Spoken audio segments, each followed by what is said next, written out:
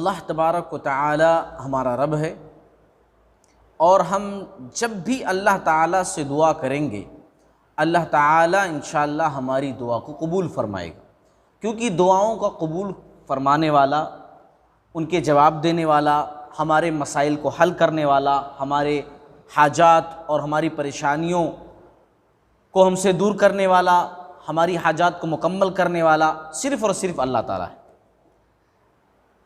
اور ہم کبھی بھی اللہ سے دعا کر سکتے ہیں، لیکن کچھ ایسے اوقات اللہ کے نبی صلی اللہ علیہ وسلم نے ہم کو بتلائے ہیں کہ اگر ان اوقات میں ہم اللہ تعالیٰ سے دعا کریں تو دعا کے قبول ہونے کے چانسز زیادہ ہیں، بہت زیادہ ہیں، اور زیادہ دعائیں قبول ہوتی ہیں اس وقت، کیونکہ دعا کی قبولیت کے خاص اوقات ہیں۔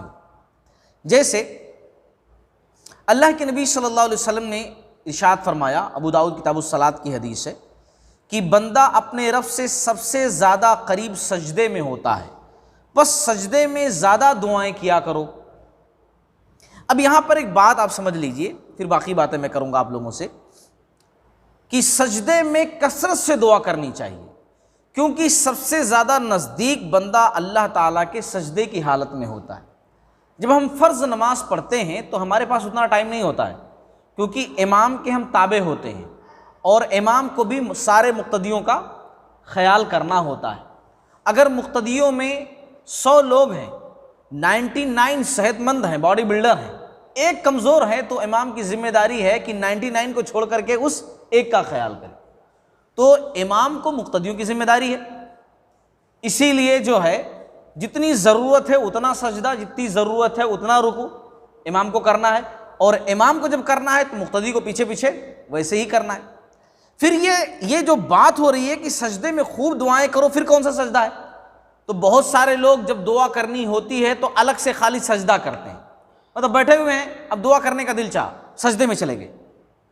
یہ سنت کے خلاف ہے، کیونکہ اللہ کے نبی صلی اللہ علیہ وسلم کی ایسی کوئی حدیث نہیں ملتی ہے کہ جس میں آپ صلی اللہ علیہ وسلم نے اس قسم کی دعا کی ہو کہ خالی بس سجدے میں چلے گئے ہوں اور دعا کر لی ہوں۔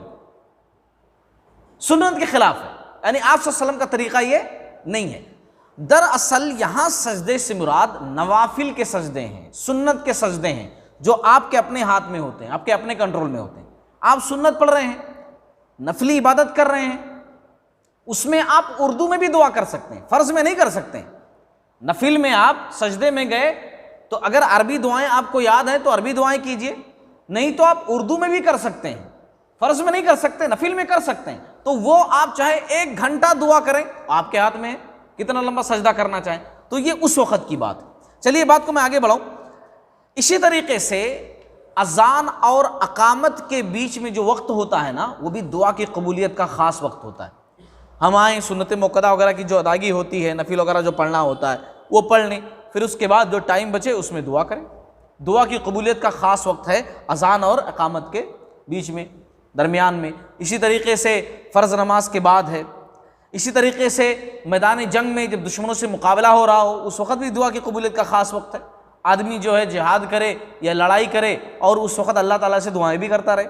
اسی طریقے سے رات کے آخری حصہ میں تہجد کا وقت جو ہوتا ہے، اللہ تعالیٰ پہلے آسمان پہ آتا ہے اور اللہ تعالیٰ کی طرف سے آواز لگائی جاتی ہے کوئی مانگنے والا مجھ سے مانگے، ہے کوئی مجھ سے کچھ سوال کرنے والا مجھ سے سوال کرے، میں اس کے سوال کو پورا کروں گا۔